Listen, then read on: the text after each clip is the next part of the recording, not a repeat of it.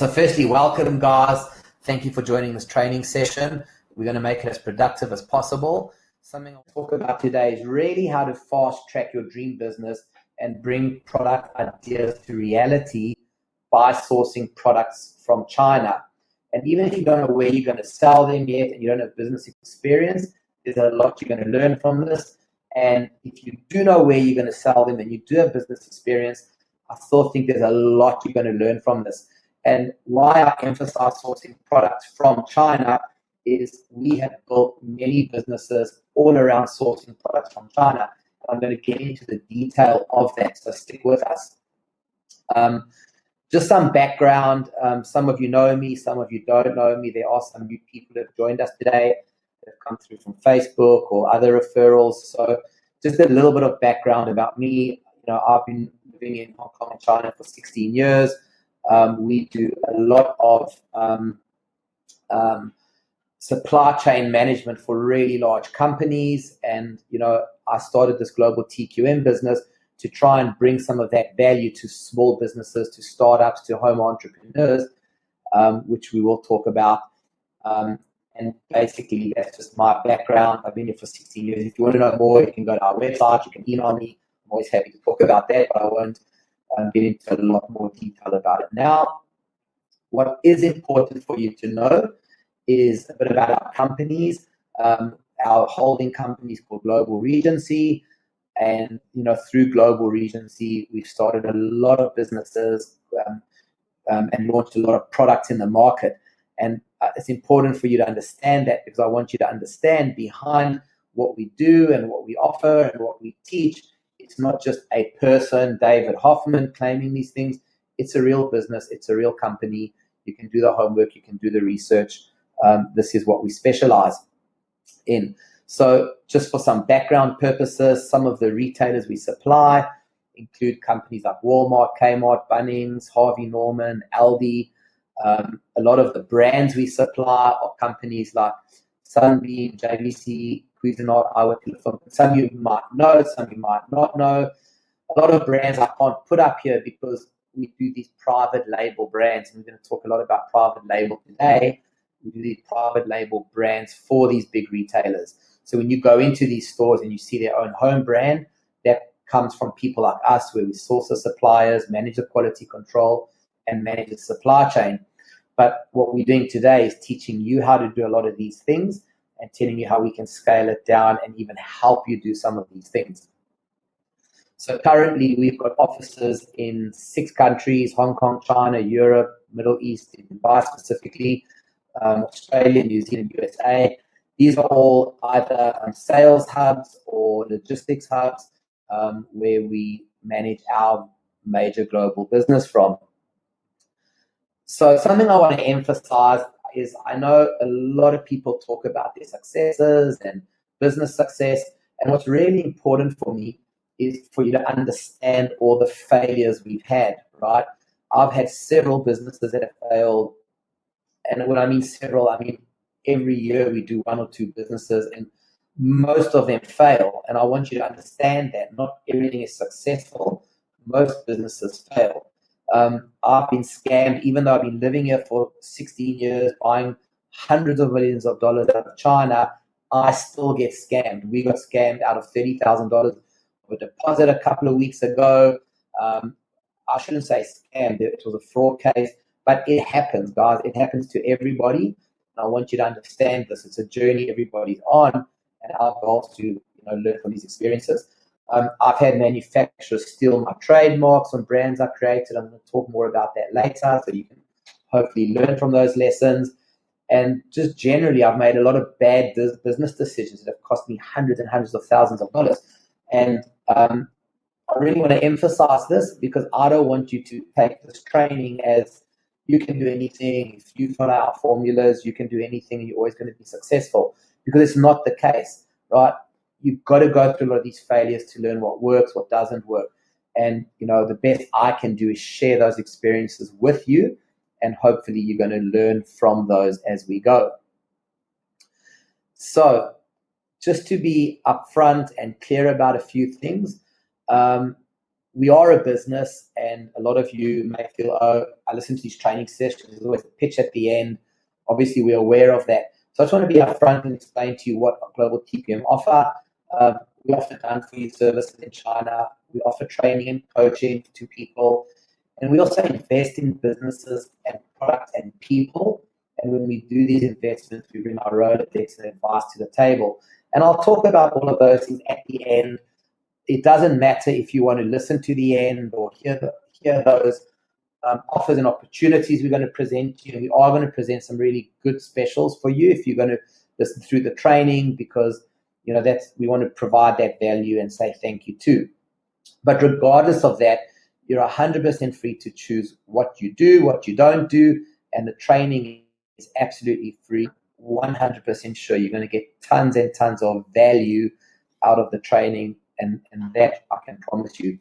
So just to frame up for some context, guys, if I'm talking too fast, please let me know. I'm trying to get through the introductory stuff, because I want to focus on the training and the real meaty stuff that I know you want to hear.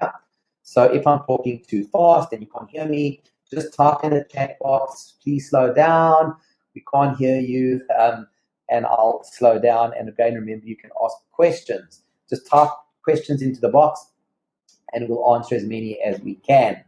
So how it's going to work is I'm going to spend about 10, 15 minutes, maybe less, just on context about product businesses and how we view them and how we look at them and how we why we see these as opportunities.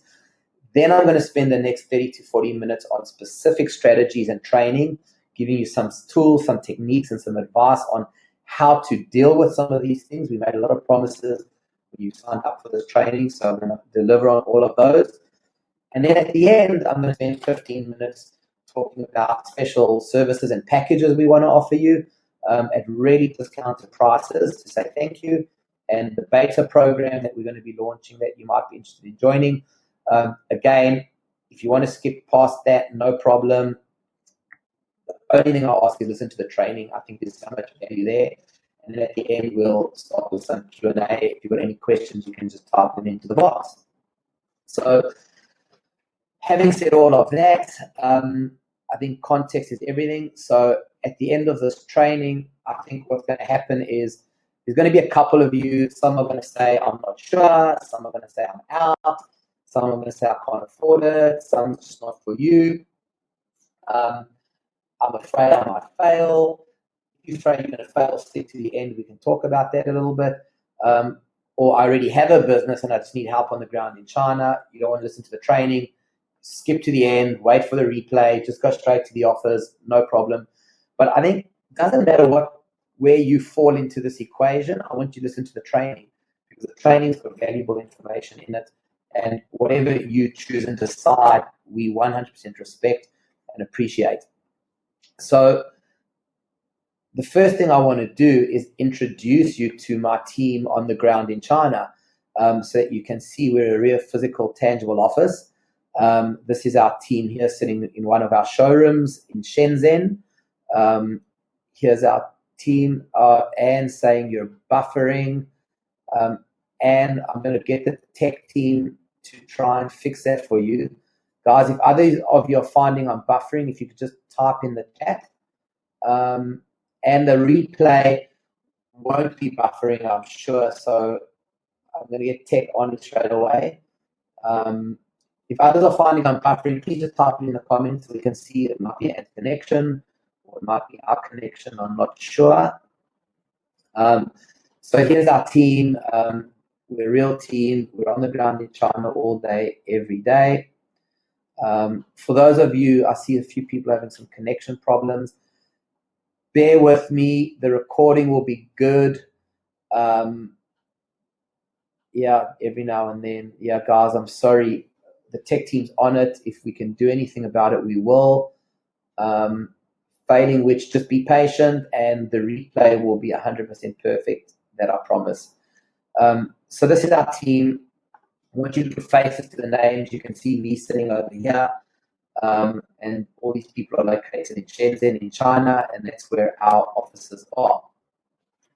So focusing on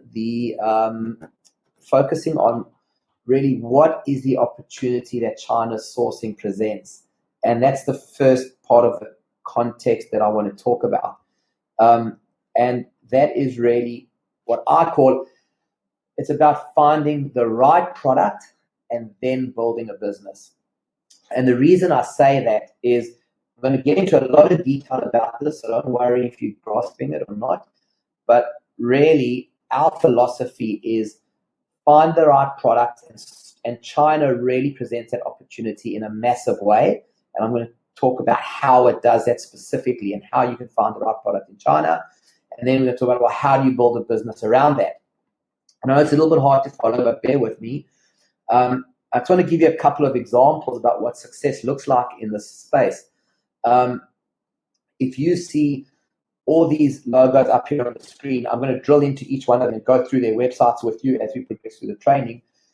Every single one of these that you see here are product businesses that we've built through sourcing products in China without having any idea what products we want to sell at the beginning, right? Literally just coming to China and sourcing products from China, we created these opportunities. Some of them have been brands like Soda Sparkle, Magister. Some have been companies like oo.com.au, Shop 24/7, Hi-Fi Corp, Doc.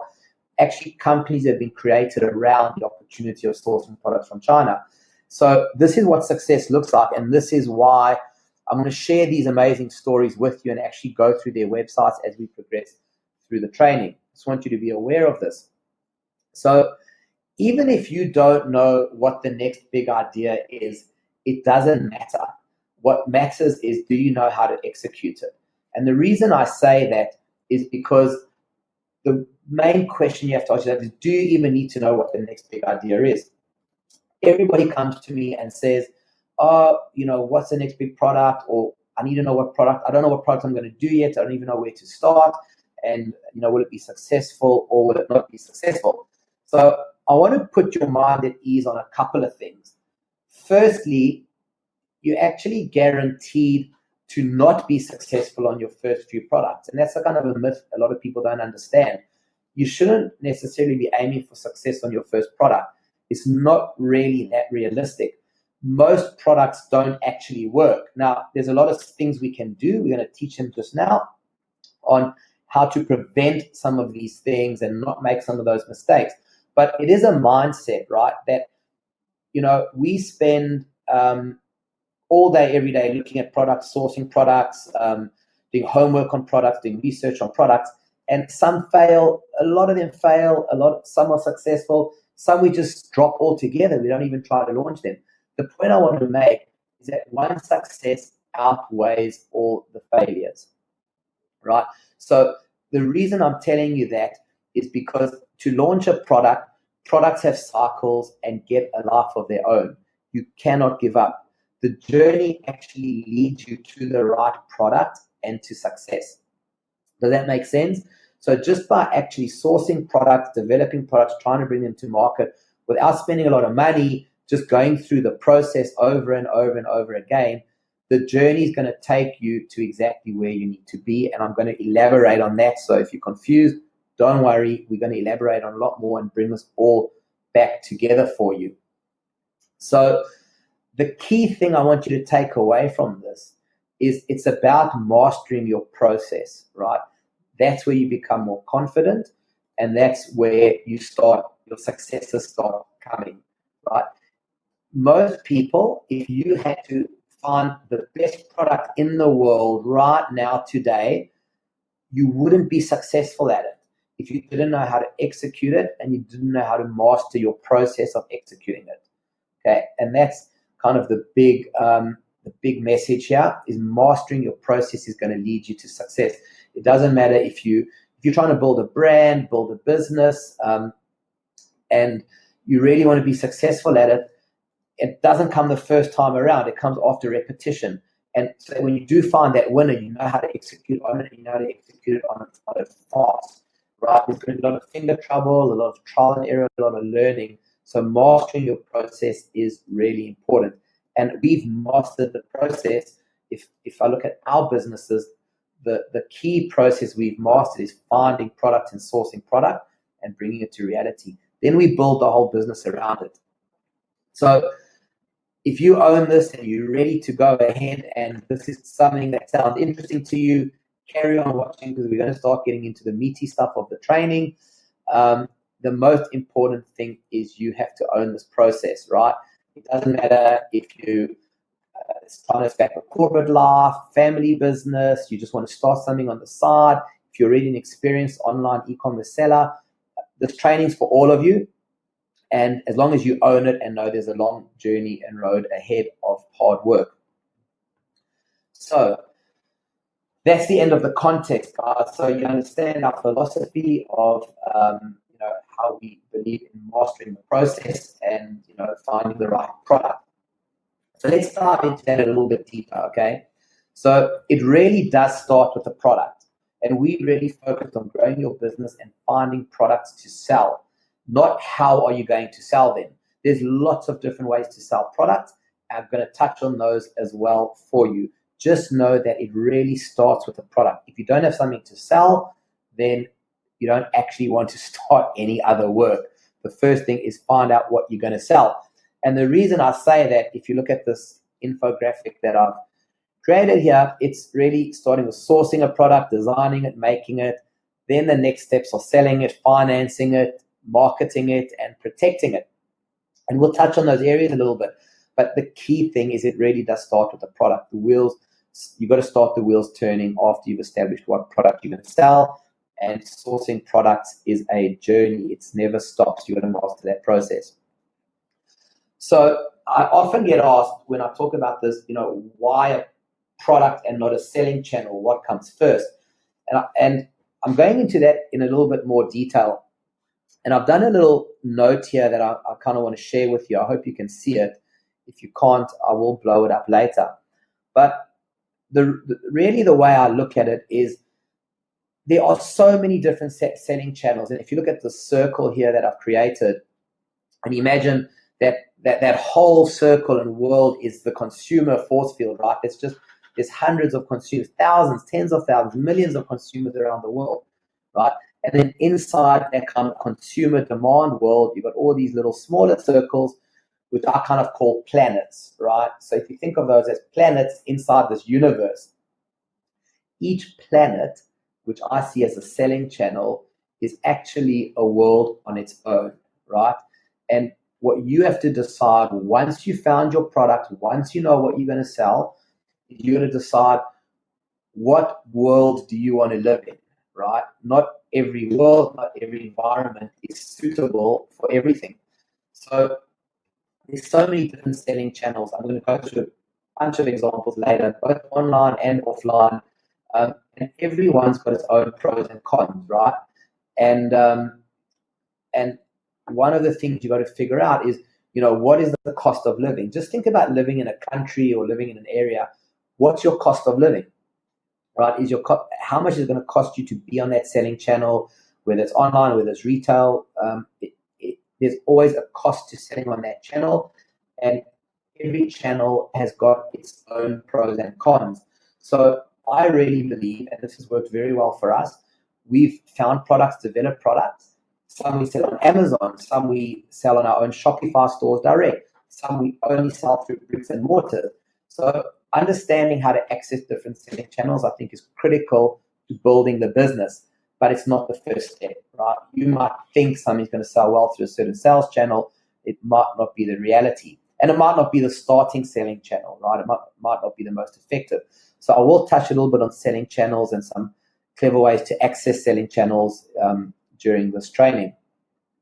So just some tips I want to give you is really about the freedom reality, right? This is something, everybody thinks they want to start their business or sell online because it gives them the freedom.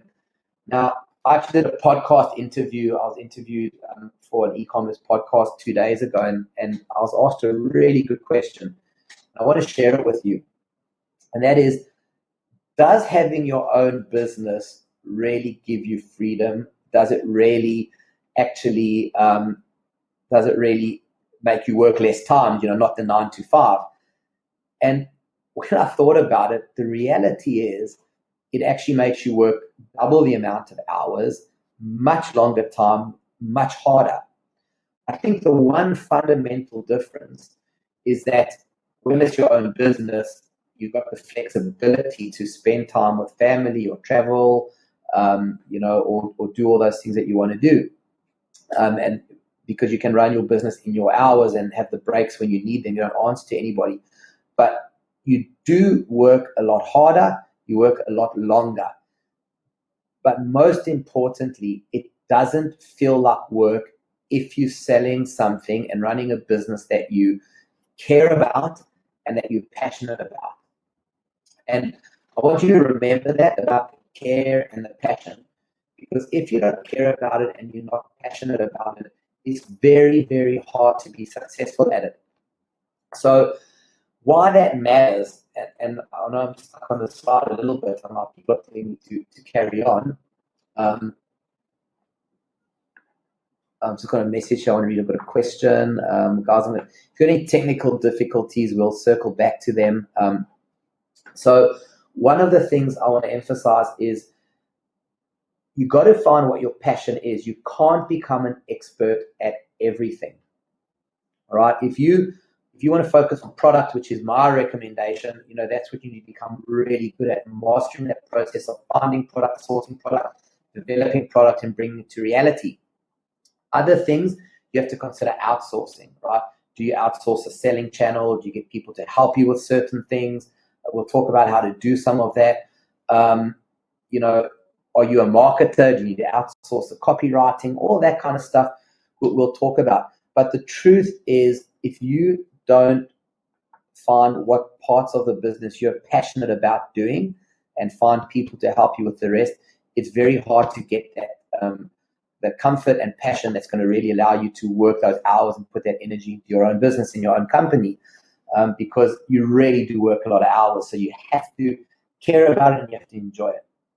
So that's just my advice to everybody. So just to put it in context, why product? So here's a little equation I think about all the time that keeps driving me. If you could just earn $100 profit, not turnover, profit, so actual real profit a day per product, that's $3,000 profit per month, right? So that's every month with $3,000 coming in, pure profit. And then you repeat that with 3, 4, or 5 products, you could be earning anywhere between $9,000 to $15,000 per month. Now, if you choose the right selling channel for your product and you find the right product, that is a very realistic target. It's very, very realistic and it's very, very achievable. I'm going to show you the examples when I come back to them of people that are doing this on a massive, massive scale. And none of them knew what product they wanted to sell when they started. They all found their passion, and you'll understand in a minute. So with that, we're going to jump into the learning, right? So I've been talking a lot about theory, some hypothetical situations, mindset. So let's get into the real nuts and bolts of the learning. And today what you're going to learn is all these points I put up on the screen, which most of you have heard on the promotional video, on the opt-in page for this training. And I'm going to make good and deliver on that promise and cover each of these points in detail and give you some really useful direction. I wish I could cover more, but I could literally go into each one of these points for a whole hour live training session, which is something I am considering doing, so stay tuned. Let's go to these success stories first, because that's really going to frame up this whole product journey for you guys.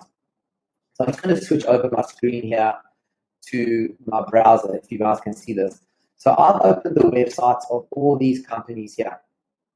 Every single one of these companies have built a product business purely out of sourcing products from China. None of them started knowing what products they're going to sell. So this here's Go So Direct. These guys sell everything from luggage to home improvement products to car air fresheners to small appliances to tactical and personal defense, camping and hiking, exercise and fitness. You can see all these product categories here: wellness and relaxation, skincare, vitamins.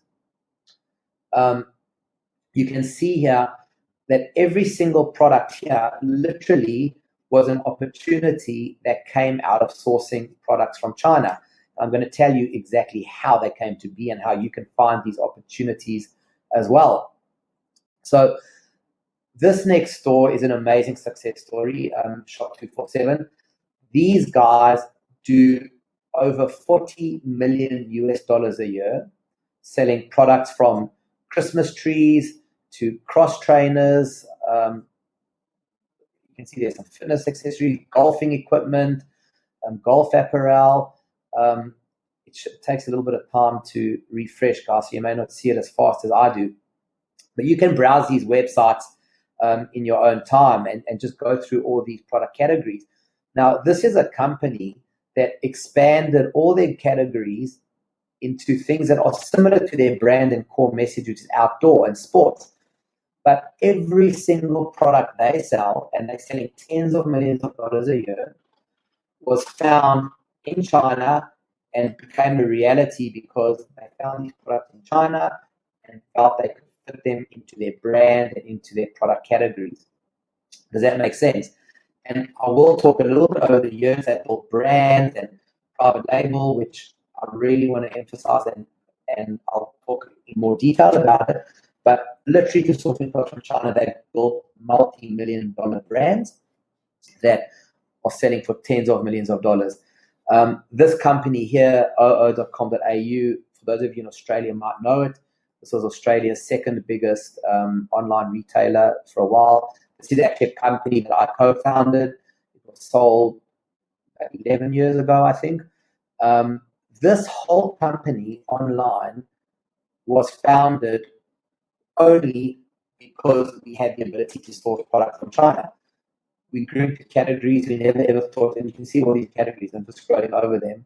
They're even bigger than when we were involved, but just to give you some perspective, every single product category here expanded into out of the opportunity of sourcing products from China. We didn't know exactly what we wanted to sell. Now, Soda Sparkle, and the reason I'm giving these real examples is I want you to understand how real and tangible this is, and that we've done it and we do it, and that you can do it too. And it's not just somebody's giving you a theory and a concept. This is very, very real stuff. Soda Sparkle is a product we sold where we didn't sell a lot of products, but it's just one product that we created, designed, developed. And I'll tell you the story how this product came to us later on, because we had no idea we'd ever get into this product category. But China gave us this opportunity. Maggi Stir's another baby product that we sell, a baby mixing product. Again, exactly started out of us having an opportunity because we're here on the ground in China, and the opportunity presented itself. So guys, there's a couple of others. I'm not going to go through more of them. Please feel free to browse through them in your own time. But a lot of these companies, this is a lighting company, Dark. I don't have the website, but this is an entire lighting brand and range that was built out of it's a good friend of mine. It's a good story. He was an agent for famous European lighting brands, and he lost the agency because they decided to enter the market directly, and him being the agent lost a lot of his business. And he came to China and rebuilt an entire lighting product range in the space of 1 to 1.5 years, and it's now the biggest selling lighting range, and it's replaced all his business and distributorship businesses. So guys, this is really real and tangible, and it all started around product and opportunities that China presented. Let's firstly start with finding the product, right? How do you find the product? So you'll see what I've done here is generally there's two types of people, right? People already have an idea of what product they want to do. So that might be, I've had this product idea for a long time, I don't know how to bring it to reality. Or it might be somebody mentioned a good idea to you, but you just never ever had the chance or had the opportunity. So that's kind of the first type of person. The second type of person, which I want to talk about, is somebody who's got no idea, right? You don't know what product to do. You want to get into the product business. So there's a lot of people that have literally no idea what product they want to do, right? But they really want to get into the product business. They want to start selling their own products.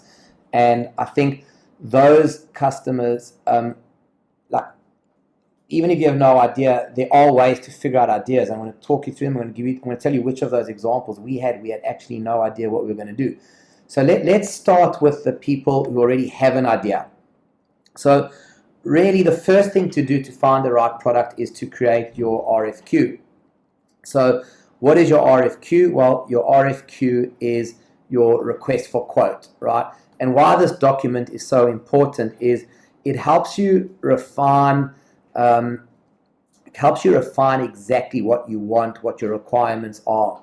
Creating your RFQ, which is a document, will provide you templates for RFQs that are very easy to fill out. But really structuring an RFQ, which is request for quote, is so important because it helps you structure exactly it helps you frame up your product idea into something logical and concise in terms of materials, features, finishes, and even commercial requirements around the product idea. In other words, what does it have to sell at? What kind of pricing do you need to pay? What are the compliance things you have to worry about? So creating a good RFQ is really your first step to finding a good product. Now, we'll talk more how to do that.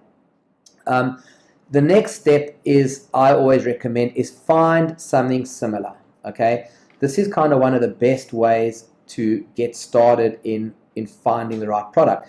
Go find manufacturers that have got a similar product. Even if it's not exactly your product or exactly your idea, find stuff that's similar, find manufacturers making similar, and then try to work with them to meet your requirements, to make it the way you want. Working with the supplier is really can sometimes be really valuable. Now, it's a whole long discussion about how to do that, which we'll get into, but generally there's two ways, right? The first way is you got an idea, you create your RFQ, you find people manufacturing something similar, and then you work with those suppliers to bring your ideas to reality. So that's one way to get it done. The other way is to actually get a design done first, right? So that's this section over here. So get a design done first. You can find loads of product designers on Upwork, on Fiverr, and on a lot of other places online. You can get a design done, then you can create an RFQ, sometimes together with a designer, and then you can send that exact RFQ and design out to suppliers, and they'll come back to you and quote and tell you if they can make it, if they can or can't make it, right? So that's generally the kind of two approaches you can take when you already have an idea.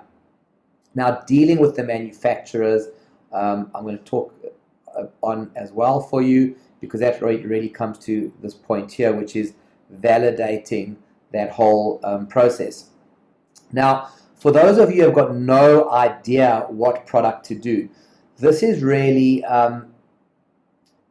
what I want to talk to you about. So, how do ideas actually get born, right? So, every product idea we've ever had has really come from a couple of places.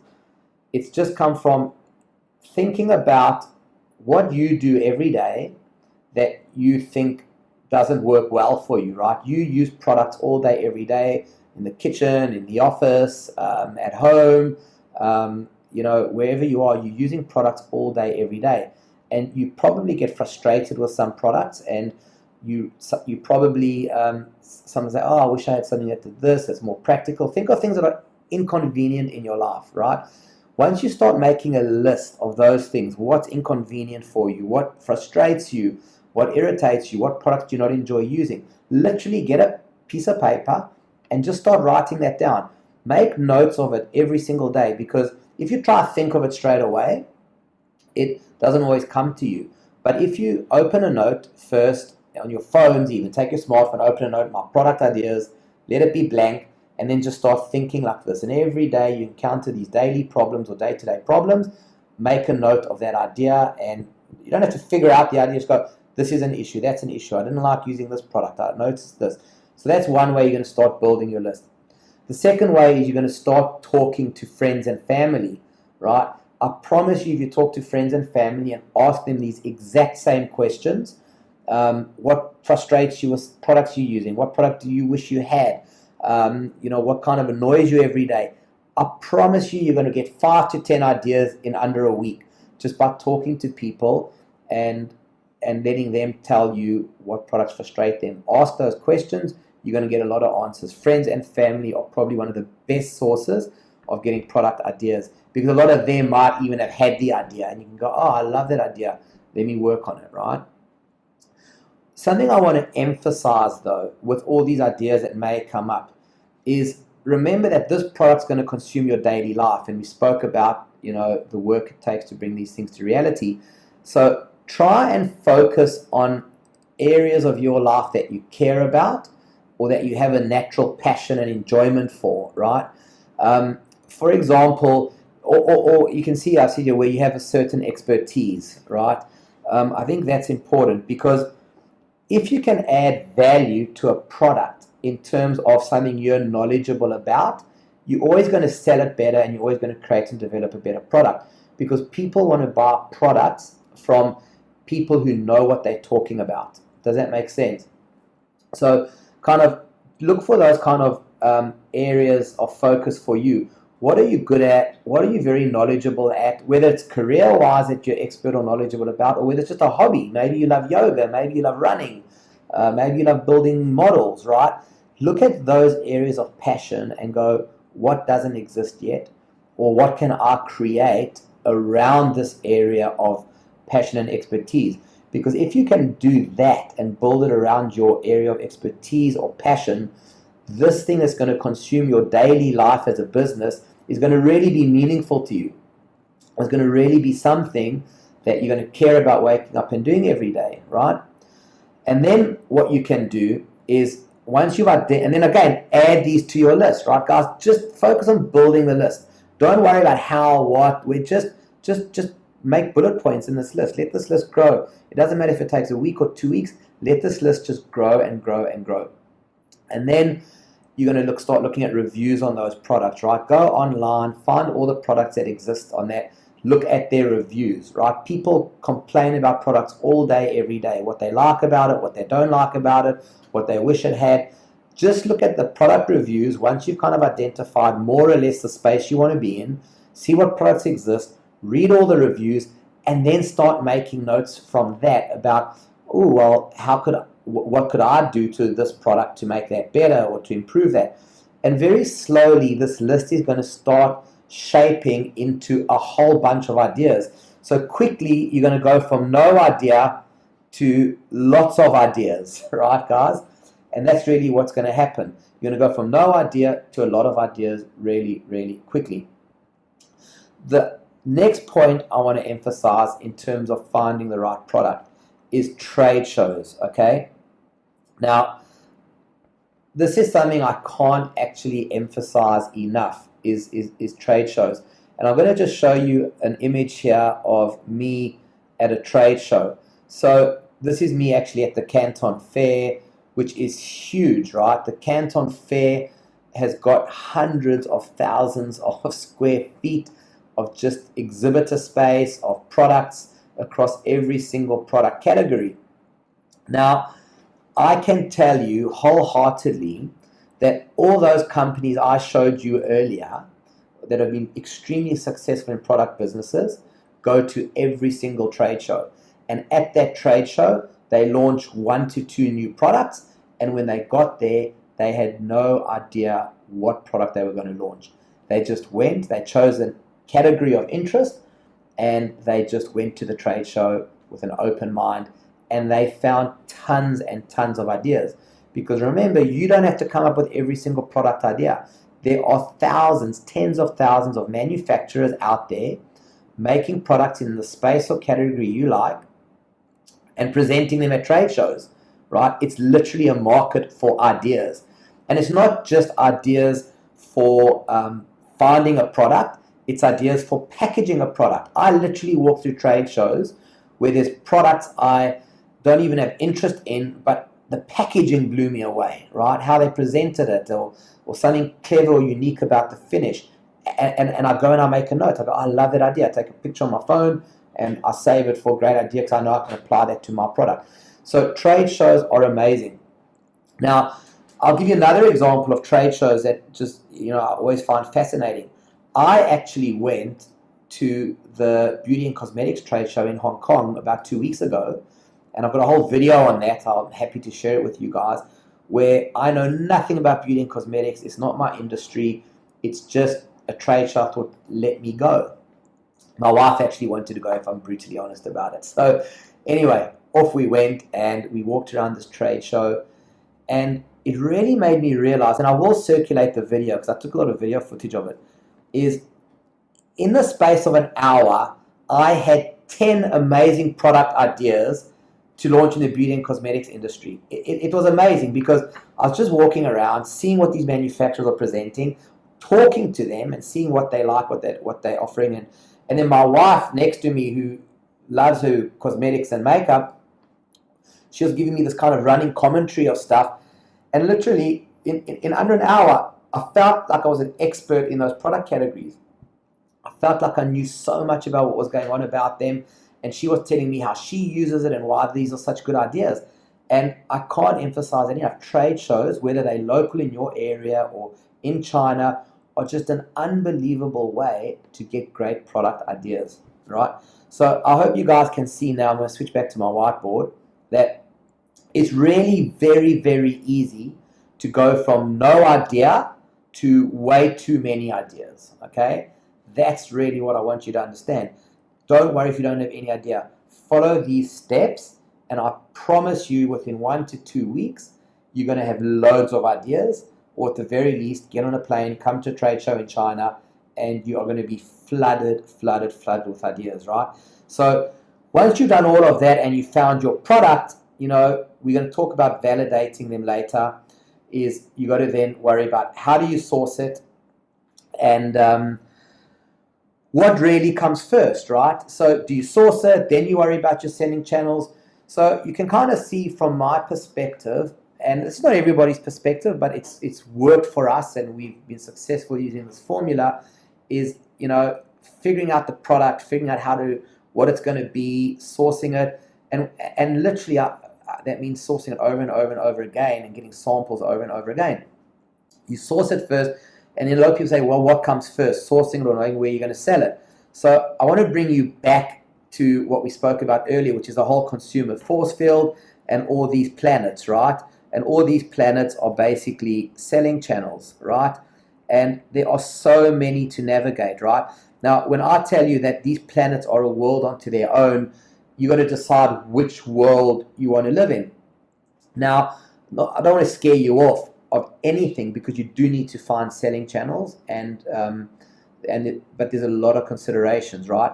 Firstly, what you need to understand with every selling channel is what is the cost of living, right? And when I say what is the cost of living, think about the neighborhood you live in, right? Do you live in there because you can afford to? Is it very expensive to live in there? Does a house there cost 10 times more than the same house in another suburb or area? Every platform has got a cost of living, because you are going to have to invest in a selling channel. Now, if that's advertising on Amazon, product's not going to sell itself. You're going to have to spend money to advertise a product and rank the product, right? Is it investing in the marketing? If it's a Kickstarter campaign and you're kind of trying to do it through crowdsourcing, there's eBay works in a whole different way. Shopify works in a whole different way, right? Guys, there are so many selling channels. Even Facebook, Instagram, you can now sell directly on. And we're going to talk a lot about selling channels in another session we'll do. But there's so many different selling channels that are very accessible, and some are very cost effective. And you got to decide which one you want to live in, which is the right one for your product. And just some tips I'll give you is, a selling channel doesn't actually have to be online. It can be retail. I know a lot of people that start their businesses on finding a product and literally going to their local mom and pop stores and saying, what do you think of this? Can you guys sell it? Right? And then they get some orders and they literally sell it in brick and mortar stores in their neighborhood or at markets or whatever. and then they slowly start adding into online, they start building a social media following. Others go straight into Amazon and start selling very well. Others build their own Shopify stores. There's so many, guys. I'm not going to get into them, but we must use about 15 different selling channels. And in fact, I'll just give you an example here on this slide here about selling channels, just to give you some ideas. This is a good mix of selling channels, right? Because you've got online like Amazon, you've got Kickstarter, which is crowdfunding, you've got physical retail outlets. They don't even have to be big stores, they can be small mom and pop stores, guys. Shopify, great platform for launching your own online business, right? Big retailers, don't be scared of big retailers. The big retailers will often look at a product, and we'll talk about how you can get in front of retailers through one of our programs we offer.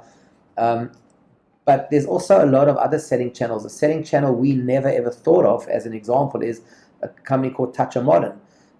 It's just a curated site, right? They're a curated drop shipping site that we approached with a product and said, hey, do you want to try sell this product for us?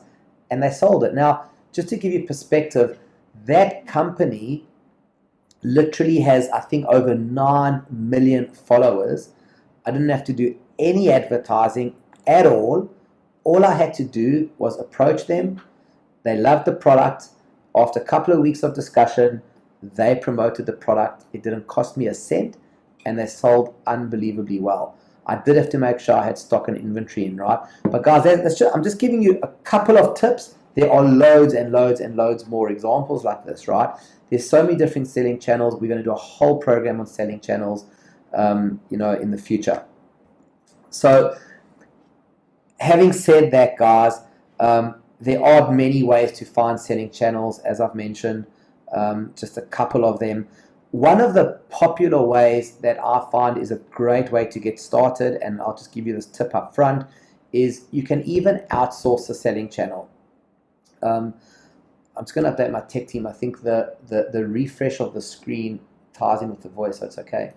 So there's so many ways of finding a different selling channel. So I was just talking about, because you want to master the process of selling products and developing your product and refining that product selling concept, right?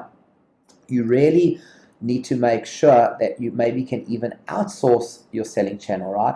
There are guys that if you go online, you can find them, they will actually sell your product online for you, and they take a percentage of it, right? Now, guys, I'm a massive believer in sharing in the profit, right? What they're going to earn out of doing that for you and taking that aggravation is going to cost you 2 years of time to learn how to master every single selling channel, right? So you need to learn how to outsource selling channels and share in the profit. It's going to get you to scale much quicker and much faster, because there is no way you can master every single selling channel. And that's one of the big lessons that we've learned, is we want to master our product and our customer, build more products for our customers, and then the selling channels, we work with a number of people through a whole host of different selling channels. Does that make sense? Great, guys. Okay, I'm going to move on to the next part. Let's talk about negotiating with suppliers. Now, guys, I know there's a lot to digest here, but I did promise you I'm going to cover all these things, so please be patient. I'm going to go through them as quickly as possible. So, negotiating with suppliers. So, firstly, the one thing I want to talk about is the biggest tip ever is don't start negotiating until you have samples. Okay? Everybody makes that mistake. They start talking about the price and why this and why that. I don't even bother until I've got a physical sample of the product, because you just can't compare apples with apples until you've physically seen the product, okay? And the reason you want to get as many quotes as possible is that you can benchmark the quotes in terms of specifications, materials the suppliers say they come with, what safety standards or other compliance standards they come with. So really, negotiating with suppliers is very much a case of getting information from them first, so you can benchmark all these things, and then you can decide what samples you want. And I wouldn't even go back to suppliers and negotiate too much until I've got the samples. It doesn't make sense, because you don't actually know what you're getting. You've got to touch and you've got to feel. The second point, the third point about negotiating with suppliers is quantity matters. MOQ stands for minimum order quantity. And until you know what quantity you're going to order, prices can be very deceiving, right? Guys will quote on an MOQ of 5,000, 10,000. If you can't take those quantities, there's no point negotiating too hard with the supplier yet, because you haven't got samples, you haven't benchmarked specs and materials. And when I say benchmark, guys, I'm talking about getting 10 quotes from different suppliers before you even start forming an opinion of what the price should be, and understanding what each supplier's MOQ is before you even start the negotiation, right? You don't negotiate until you have the facts.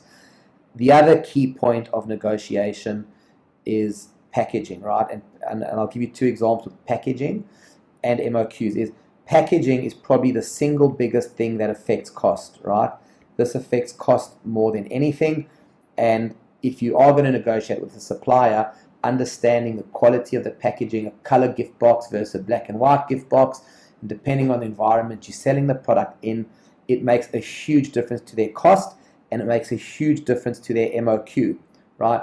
Believe it or not, a lot of MOQs are more affected at the manufacturer by the packaging and the type of packaging you want. So there's lots of little tips and tricks on packaging, like adding labels and doing a plain box, as a color sticker even, depending on where the product's going. Okay, I understand if it's in retail, you really need a full color box. If it's online, you possibly don't, but you do want pop labels or stickers that go on your plain boxes that really highlight it and bring it to life. But negotiating MOQs really go hand in hand with the packaging, and those are two things that affect cost the most. Okay, so keep that in mind. That's probably the most effective way to negotiate those things. Most importantly, when you're negotiating with suppliers, is I want you to remember point 5 here, which is building a relationship. Okay, you have to build a relationship with your suppliers. Nobody wants to feel like you just care about price and don't care about anything else. If they actually like you, they're going to be more inclined to help you. If they believe in you, they're going to be more inclined to help you. So I'm going to give you a little story here, which I love. I actually learned the story 2 days ago. And when we talk about building relationships and negotiating, it's a great example. So this is a friend of mine. He had a supplier who he worked with on his packaging. And because his packaging was actually oversized on his product, first he sells thousands of these products a month. And his packaging was oversized. So because it was oversized, for example, with Amazon, he was paying extra pick and pack fees. At his warehouses for his direct shipping, he was paying extra pick and pack fees, and the shipping was just costing him too much. So he went to his supplier and he asked, can you make my box 1 centimeter smaller? How can we rejig this? And it was literally 1 centimeter difference that brought that whole product into the spec for pick and pack for Amazon and brought the whole shipping cost down. So he calculated, just by working with his supplier, and that's why I say relationship is so important, he brought that cost down $4, so partly in product cost and mostly in logistics costs, right? So the point I'm making is cost savings don't only come in squeezing the manufacturer down on the price. Cost savings also come from smartly working with your supplier on ways to reduce the cost, even if it's not on the product cost that you're paying him, but on your other logistics costs, shipping, handling, pick and pack, right? That's, it's an unbelievable success story. He was at $4 a product at a couple of thousand units a month. He was saving $8,000 to $12,000 a month because of one simple change by working with his supplier. And of course, he had a small window of opportunity to make a bit of extra margin. He had to eventually reduce the cost of the price, but we'll talk more about windows of opportunity later. So that's my advice on negotiating with suppliers. I know it's a lot. You're going to get the replay. You can listen to it back. Don't worry. And now I want to talk about vetting suppliers, okay? So everybody says to me, how do I vet my suppliers, right? Should I source on Alibaba? And if I do, how do I know they're a good factory? How do I know they're not a good factory? So I'm going to give you a couple of my real tips that I use, and my office use them all day, every day, and they're really, really simple.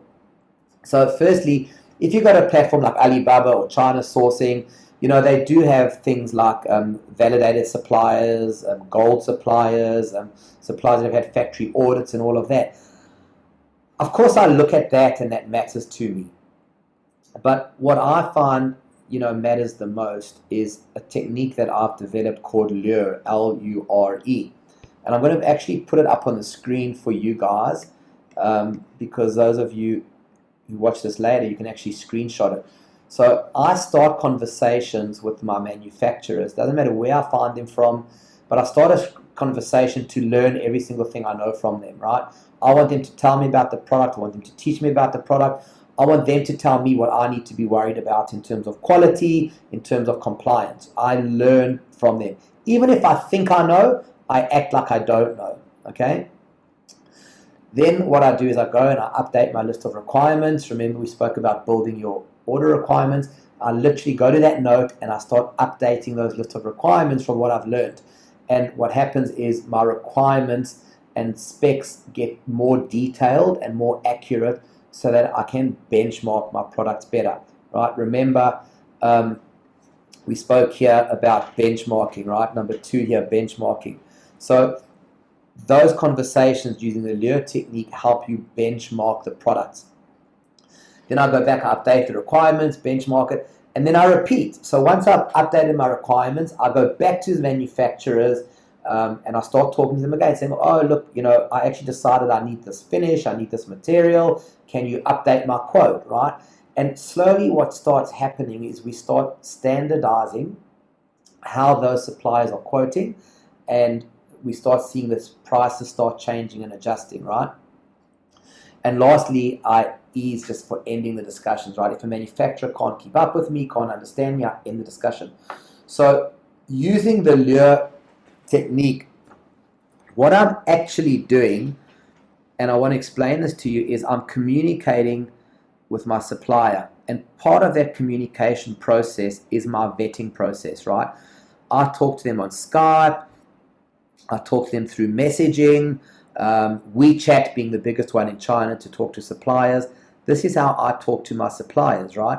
And through all these things, I'm actually using the Lure technique to talk to them and communicate with them, because I'm actually vetting them. And I'm figuring out, which just becomes intuitive, you don't even have to think about it too much, but just by doing this, you start figuring out which ones actually know what they're talking about. In other words, you're learning the most from them, right? Remember the L. Then, you're learning exactly what you want, right? What requirements are important, so you're updating your requirements, and you then repeating and getting updated quotes, and then you start benchmarking again. So through all this Skype, I talk to them on Skype, on messaging, and I sit back afterwards and I think to myself, okay, who's fast and efficient at communicating with me? Who's easy to communicate, right? In other words, who was knowledgeable, understood what I need, and kept on coming back and with the right information, the right answers, and who was truthful, right?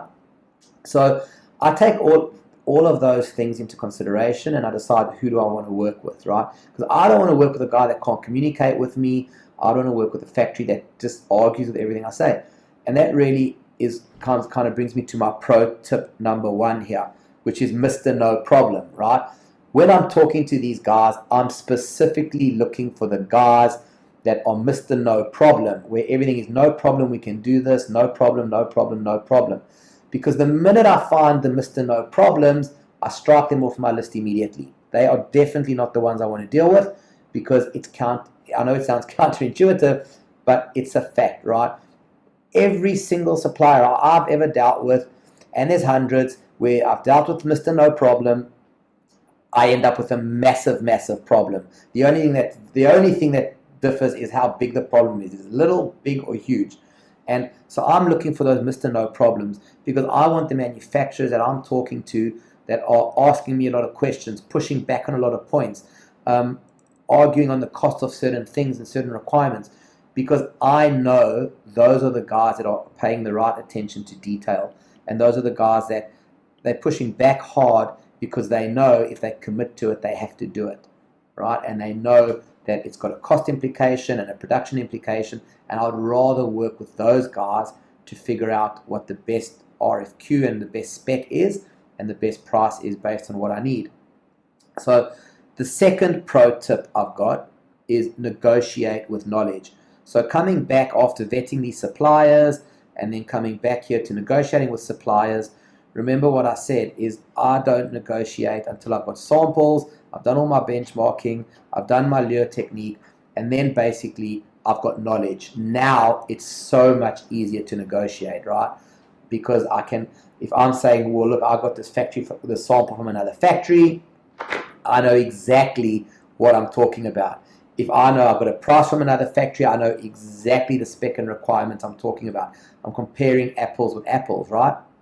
So that's kind of how I approach what I call my quick vetting of suppliers, is the lure method, Skype messaging, and filtering out the Mr. No problems and building my knowledge. And then kind of making a judgment and assessment from there. It's really a practical, simple approach. Now, of course, there's the advanced approach, which is site visits to factories, which I highly recommend. They're incredibly helpful, but not everybody has time to do that. There's factory audits, there's supplier assessments, which we've got ways we actually collect documents and data from suppliers, and we can validate that professional company. They've got no judgments against them.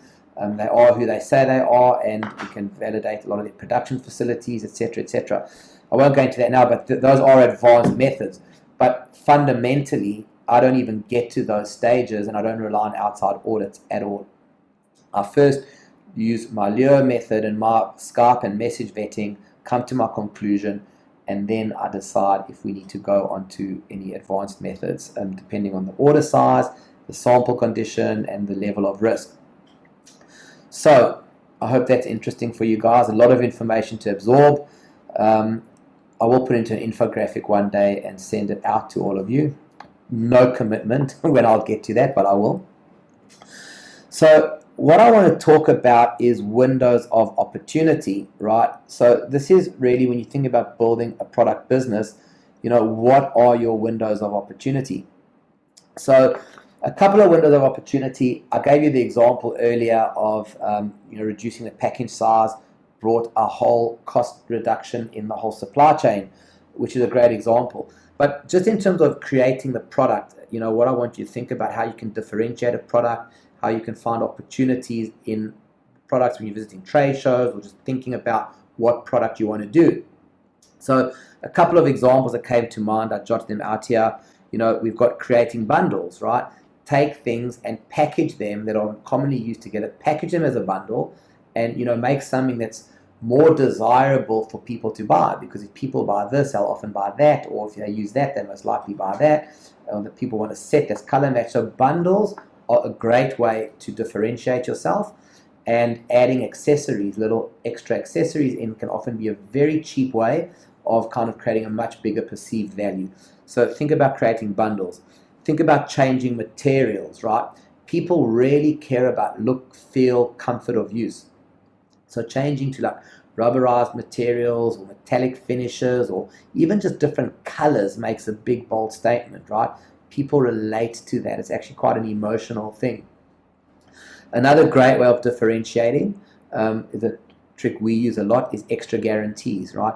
If you're confident in your product and you really want to stand out from other people, the same product with an extra guarantee, a 5-year guarantee, a lifetime guarantee, a 10-year guarantee, whatever it is, as long as you're better than the others, that extra guarantee is worth a huge amount of bonus. People will always buy something with a better guarantee.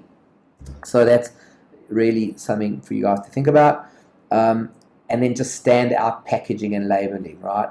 If your product's on a store shelf or online, you want pop labels, you want people to look at the product, whether it's a picture or whether it's a physical product, and really have it pop out and jump out. So don't forget about standout packaging. And cost savers, which we've spoken about, our $4 example is a great way to save costs. Another cute trick is graphics and animation. Take a simple plain product, add some cool custom graphics to it, Even like people do T-shirts, they do custom prints on T-shirts. People buy it because they love the print, they love the graphic, or they love the message, right?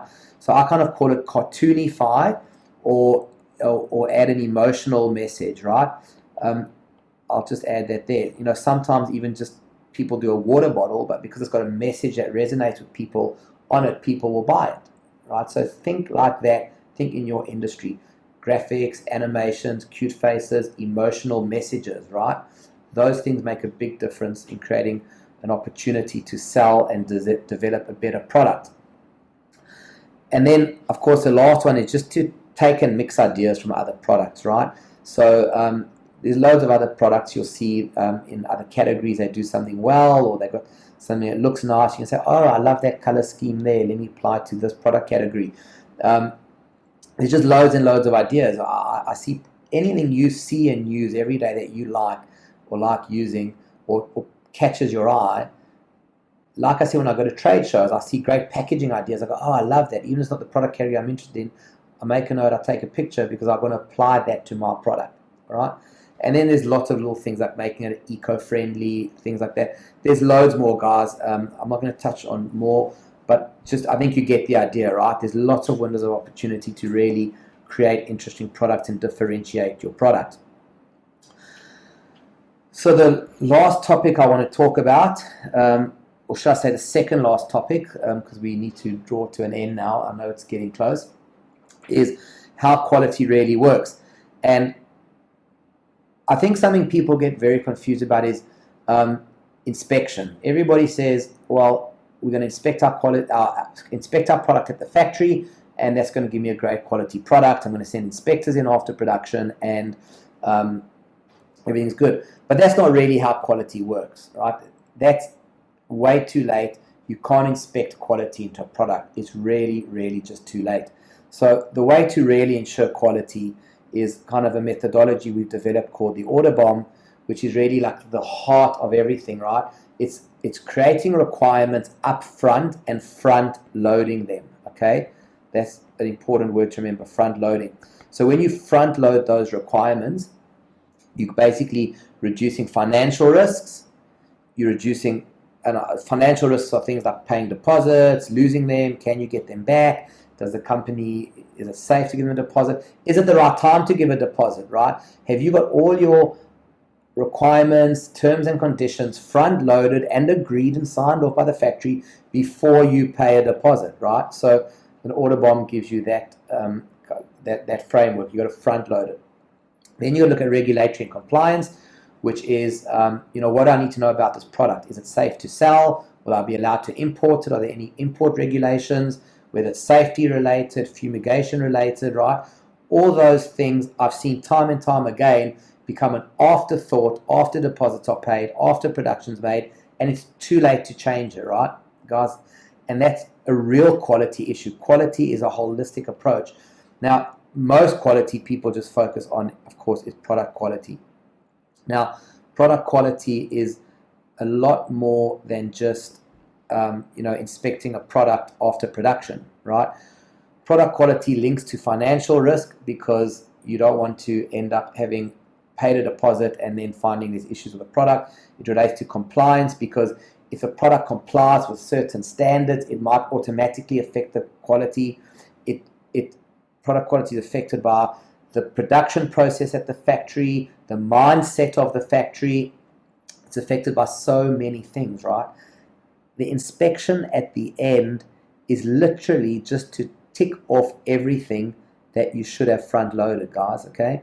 So it's very important to go through the process of front loading all the information, checking the samples, and making sure that everything is front loaded and signed off, because by the time you get to inspection, you don't want to have any unknown issues, right? And it's not just issues around the product, it's issues around the actual process of shipping, importing, exporting.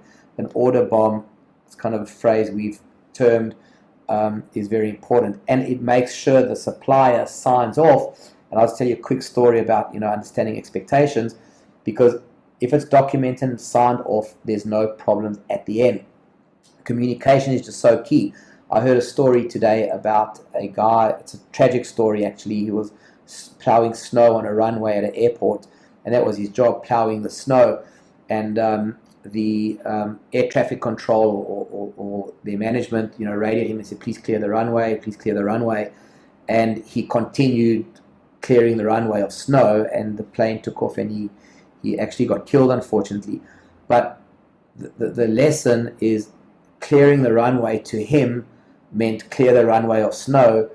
Clearing the runway to the management that were messaging him was, clear it for planes to take off. And that kind of miscommunication just happens all the time, and that's really the biggest cause of quality problems. It's not inspection, it's too late, it's the whole process that really affects quality. So, having said that, guys, get to the final part here. I've got a big question for you. What is your biggest asset, right? Is it your selling channel? Is it the product you're selling? Is it the customers you have? Is it your reputation? Is it the windows of opportunity you've created?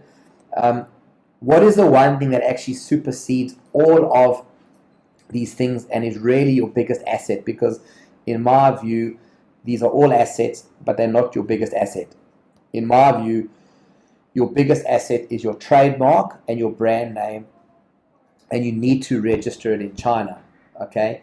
I'm going to tell you so many stories of guys that sell well online around the world, and because e-commerce is borderless, everybody can just Google and search products and brand names, and the manufacturer registers it, or somebody else goes and registers it. There's a lot of brand squatters in China, and you have to register your trademark in China.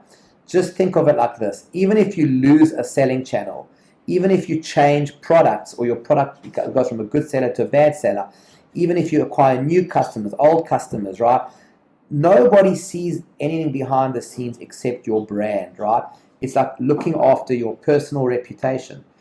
Protecting your trademark in China is like looking after your personal reputation.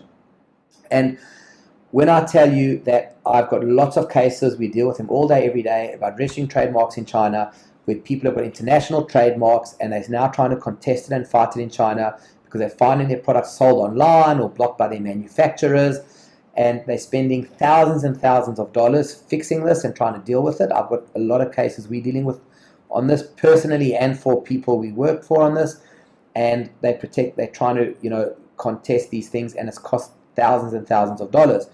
Registering your brand mark in China literally costs a couple of $100s, guys. It's like a no-brainer. If you're starting a business and you're serious about it, register your trademark in China, because if you get a local Chinese trademark certificate, you don't need to prove anything about foreign registrations. You don't need to do anything in terms of getting lawyers to help defend it, write letters, and then dealing with other platforms that don't care about foreign registrations. A Chinese trademark certificate, you can literally get things stopped immediately in China, and it's the cheapest investment. If I had a crystal ball and could give anybody advice, I'd say protect your brand name at all costs, because it's the only thing that actually supersedes everything. The product, windows of opportunity, the products you sell, the selling channels you go in and out of, those things change all the time. But your brand name, which you need to trademark, is the unifying consistency through it, right? It's what your customers know and relate to because of your customer service, your hard work, all of that, right? So it's really important, right? So guys, reading your trademark in China, I just can't emphasize it enough, right? It's just so crucial. Okay, so let's go in, guys. I hope that was helpful and useful and you found that training any good. If you've got any questions, stick them into the box. I know we're running tight on time. I'm trying not to bore you. We're at 6:18 my time, so we've been going for an hour and 20 minutes. The good news is you can fast forward when you get the replay. Okay, I have a question here. Quickly, I'll answer.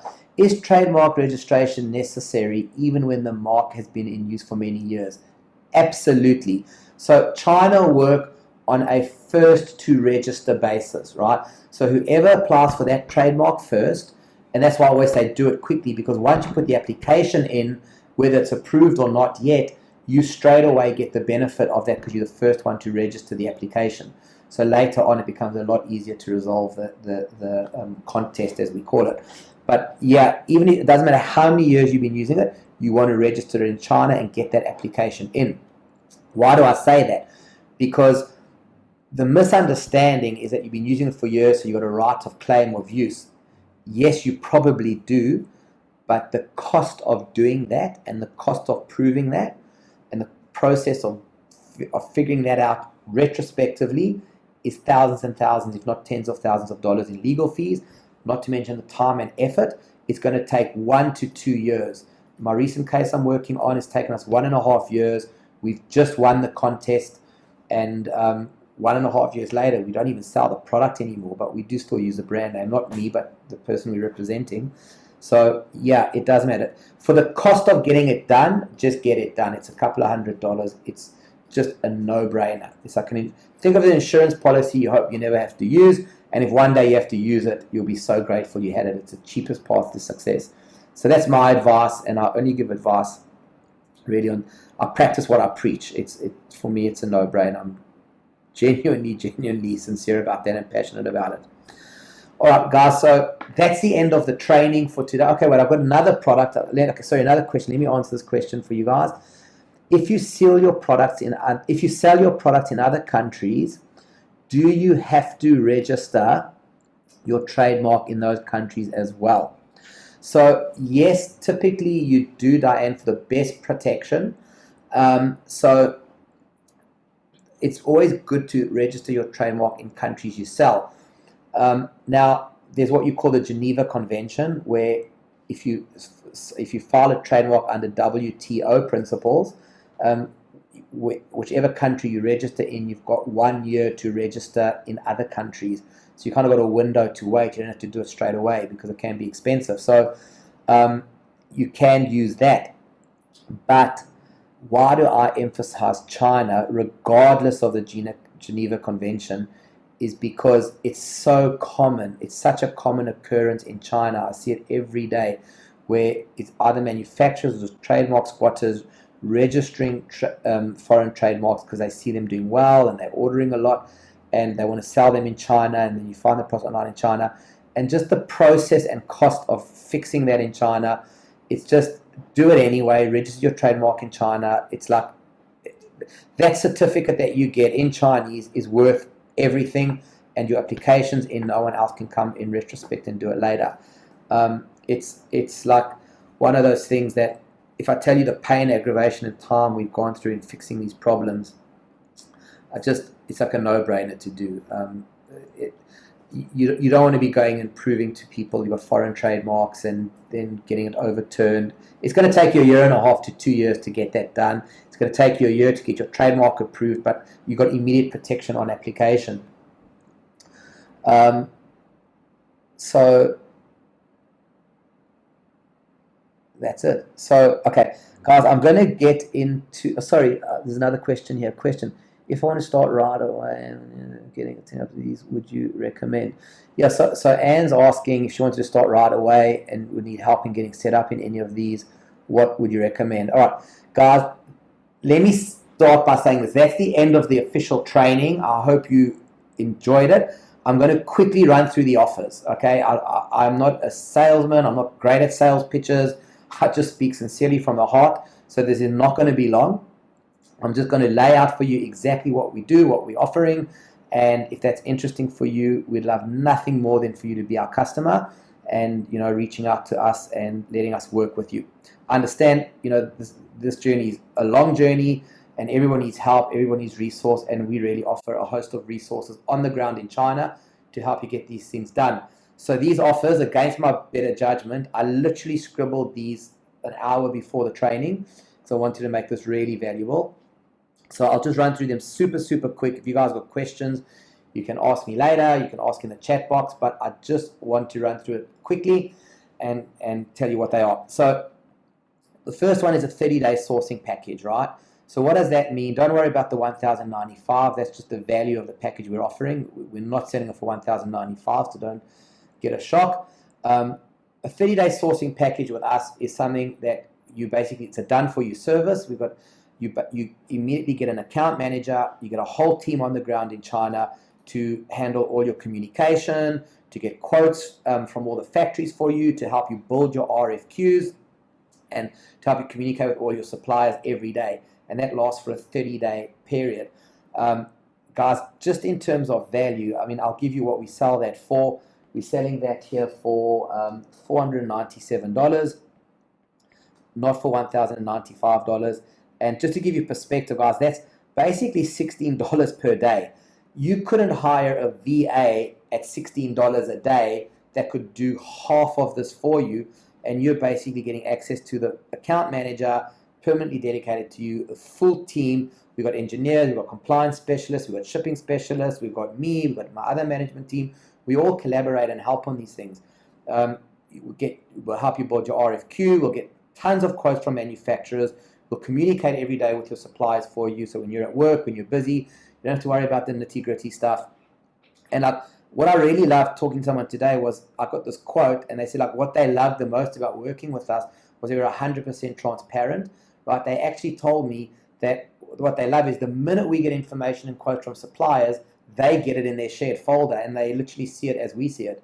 And that's really the way we work. No matter what happens at the end of your 30 days, you come out with a ton of supplier contacts. You get copied on their communication and correspondence.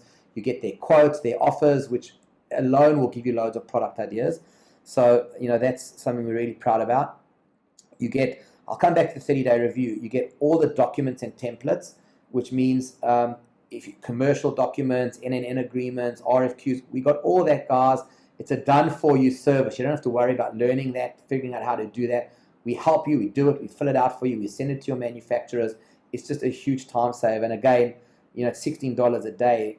It's just incredible value. And most importantly, and this is what I love about it, is you learn as you go. So learning as you go is that I could spend all day teaching you the theory, or you can jump in with somebody who knows what they're doing, and you learn as you go. You got a question, you're not sure what something means, you speak to your account manager. What does this mean? What do they mean by that? What does the supply mean with it? You learn as you go. You figure it out. So anything that people can teach you, you kind of got somebody teaching you as you go, and we're going to make sure you don't make mistakes. So that's a great thing. And then what happens, guys, is you get your 30-day review, and I kind of call this the accountability check, right? At the end of the 30 days, we do a review call with you. Of course, we talk to you lots throughout the process, but there's an official 30-day review where we review your project, see where you're at, see what the next steps are. And most importantly, for us and for you, we determine, is it worth doing the next 30 days? Should we be doing that for you, or should you be doing the next 30 days on your own? Because you might have all the supplier info, you might have the quotes, and you might feel that actually you want to run with this yourself now, and that's fine with us. Some people come back to us later when they're ready to order. It doesn't matter. It's a transparent process, and that 30-day review provides the accountability.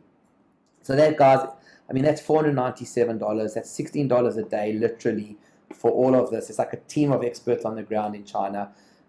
For me, this is a no-brainer. What we're doing for today, because you watched the training, I did make some promises, is we're throwing in Sample Concierge, which is a service that's amazing. It normally costs $199. If you take this option today or after watching this training, as long as this training video is live, it'll be $9.99, which basically means for $9.99, so paying $199, you get the whole Sample Concierge. So that means all the factories that we source that you decide you want samples from can send the samples to our office in Shenzhen. It's very quick. It's going to save you. It actually pays for itself, because you're going to save you all the courier costs, to your overseas courier costs, because I'll send it to Shenzhen. Our team will unbox it, take pictures of everything for you, give you some comments and feedback, and then you get a 45-minute Skype call where we review those samples with you online, right? 45-minute Skype call.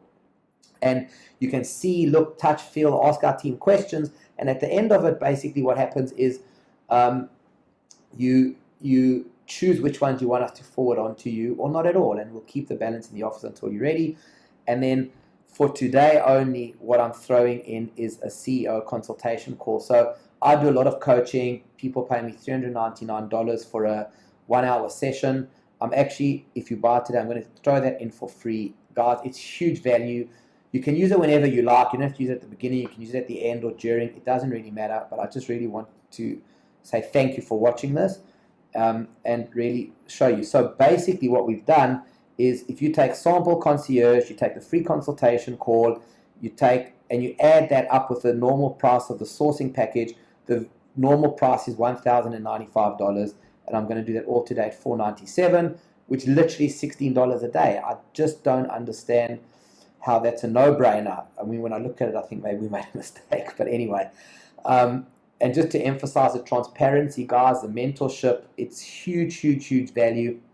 Whatever happens at the end of 30 days, you're going to have so much factory information, you're going to have so many quotes, even if you're using it for homework, to research a product, or to get a specific product, there's just huge value. So that's offer number one. It's our 30-day sourcing package with all these bonuses thrown in, $497. Guys, I'm going to send out links to all of this. You can click them. Don't worry. There's no rush here. So that's offer number one. Offer number two, if you want to register your trademark in China, what we do is, it's a process. We normally charge $399 to register a trademark in China. And what that gives you is unlimited trademark searches and unlimited consulting, right? I've had a lot of people go to their regular lawyers, they want to register their trademark in China, and they go to their foreign lawyers who then engage somebody in China. It ends up costing a lot more, not because the initial price is high, but because what happens is all that consulting in between, when they do their trademark searches and there's certain qualification requirements for China, all those things add up and take a lot of time, and they start getting billed and charged for that. And then it's the consulting to say, well, if this can't be, if this doesn't pass China qualifications for registration, what adaptations can we make to the mark? What little things can we do to get it to qualify? All that is a lot of consulting time and working with you, and we do that unlimited searches, unlimited consulting, because each time we do a variation, we've got to do another search again and make sure it's clear.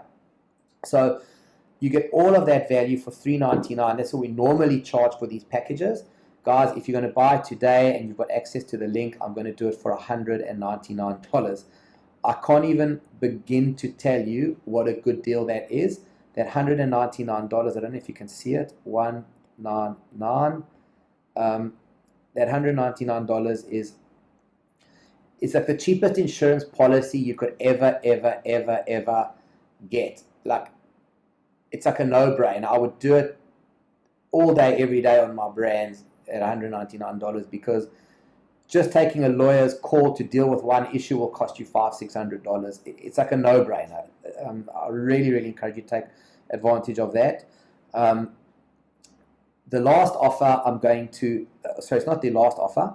The third offer is a consultation call with me. I know a lot of you sometimes are unsure, don't know what's for you, don't know the path you want to take. So I do, my consultation calls cost $399.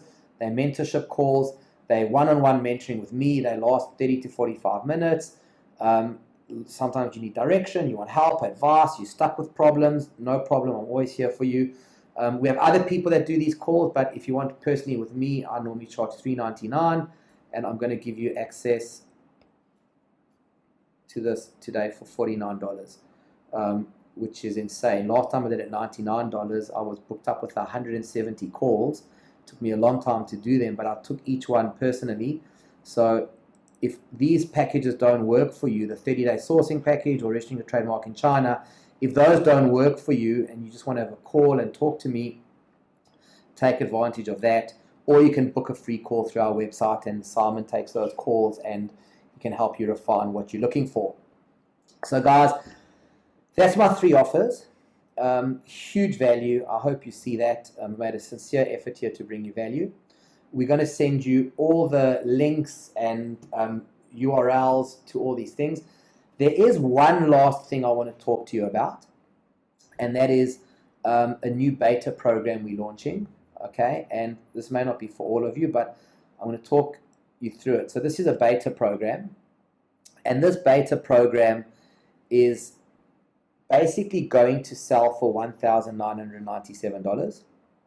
It's lasts for 6 months. I'm just going to give you the facts.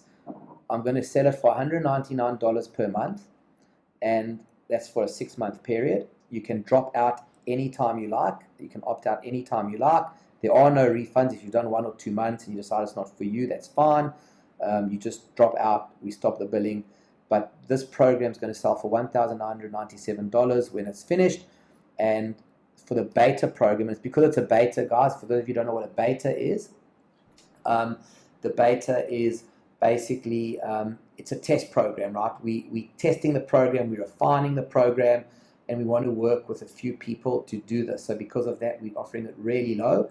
It does take a lot of time from me personally to run this program, so you will get that access, which is why we think it's worth the $199 per month. It'll start in January, but you need to sign up now for it. We're only taking 20 people, guys. I need to keep the group small because it's basically hands-on every second week. So it's going to be live training every second week for these 20 people, where we're going to go so deep into all these topics: the X factor for sourcing, the culture of doing business in China, homework, which is everything about sourcing products and finding your strategy, finding suppliers, ordering samples, purchase orders and building your order bomb, managing your orders. We're going deep, and we're going to talk about selling channels. So it's going to be a series of 2-week live trainings where each training is going to be focused and interactive, because there's only 20 people, and we're going to be doing that through a closed Facebook group. And in that Facebook group, you're also going to get 24/7 support. So on your project, whatever it is, you're going to ask live questions, guarantee you 24. We're going to respond in a couple of hours. We're going to be super, super proactive in refining our program by giving you that support. As I said, the live Q&A interactive coaching as a group. I'm going to be sending you the infographics on all our programs that we've developed and all these shortcuts to things I've spoken about in the training. You'll get all our worksheets and templates. You're going to get the bonus of our virtual trade show tour, our virtual factory tour. It's an amazing video series we've done. You'll get all of that. You'll also then get lifetime access to any modules that we create. So after every live training, we take 1 to 2 weeks to formalize the module, and then we're going to publish that, and you'll automatically get free lifetime access. Other people are going to pay $1,997 for the whole program when it's done, whereas you just on your monthly fee are going to get lifetime access to the whole program when it's done. You're going to get a free workshop at the Canton Fair. So if you guys decide to come to the Canton Fair at any stage, we're going to do a free workshop with you with some hands-on work. They're really great and exciting. You also get 2 one-on-one calls, which is with me and the team to focus specifically on your project for things that we can't address in group training, or things you may just not feel comfortable talking about group training. So we'll give you 2 one-on-one calls during that time. You're also going to get access to our fish tank access, which is an optional thing, but I'll just mention it. It's a VC program where we invest in good products, good people, or good companies, and you get access to our Rolodex to help you really accelerate everything, get onto the right selling channels. So you'll get access to that. That's going to be a charged service, which we're launching soon. You're going to get free access to that if it's interesting for you. And then you're going to get our selling channels infographic, our sourcing guide, our trademark guide, and our 6 trade show modules, which accompany the training course on how to navigate trade shows. And those 6 modules, 6 infographics, it's really great. So all this content here we're going to give you for free. The program, which will sell for $1,997, you're going to just get for 6 monthly installments, and you can opt out anytime, no refunds. So guys, I'm only taking 20 people. That's what I want to emphasize on this program. If you're interested, click it, sign up, and the first 20 will get it. I may have to vet people, and if we don't think you're suitable for the program, we may have to opt you out. We'll see how it goes. It is a beta program, and that's why we've got this kind of flexibility. So then just lastly, for those of you who don't know what you want to do and they want everything from A to Z, and they want to, any of these things, by the way, you can start anytime, guys. You can take advantage of the special now, but you can start it anytime you like. But anybody who wants it all, you're not sure you want like kind of an A to Z service, I've done an incredible package for you. So you'll get a 30-day sourcing package, which we spoke about. You'll get your China trademark registration, which we spoke about. Guys, just so you're clear, this is in US dollars and not Australian dollars. We only work in US dollars. I did have a question there. It's a great question. And sourcing package, China trademark, plus you'll get a CEO call, and you're going to get our order management package. Now, this order management package is $497 extra usually, where once you've found the product you want, we help you place the order, do all the paperwork, the commercial documents, monitor the production until it's finished, and right up until the delivery date, right? That's $400. So all of that, if you add it up, normally comes to $1,991. If you had to take all of those things, which is really A to Z package, guys. And what we're going to do this for is, I'm scared to even tell my people because they don't know the price yet, is $997. Okay, so that's literally a $991 saving. So that's literally your A to Z package with all the benefits I mentioned of the sourcing package, all the benefits I mentioned of the China trademark, all the benefits of the CO Accord, plus the order management package. It does not include the beta program, guys. That's a whole separate project. And that's normally $1,991. You'll get it for $997. And with everything, guys, you get into our FB group and you get kind of unlimited email support from us on any package you buy. I know people pitch that as huge extra value with thousands of dollars. You know, for me, that's just normal. If you're our customer, we support you. Okay, so just some questions I want to answer. My husband works night shifts and wants to watch the replay tomorrow. Are these offers still available with the replay? Absolutely. As long as the replay is going and you click the links we send you, it'll be available to you. I don't want you guys to feel pressure. I want you to be serious about what we're offering. This isn't a high pressure sales pitch. This is a genuine offer that I think is fantastic, and if you see value in it, I want you to buy it. If you don't see value in it, then you shouldn't buy it. Just enjoy the training.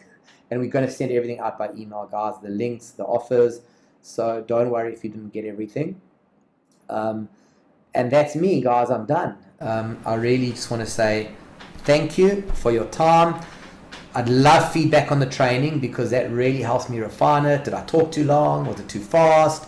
Was it clear? Was it too advanced? Not advanced enough? Just be brutal with me. And let me know what you think about the packages. If you've got any questions, let me know.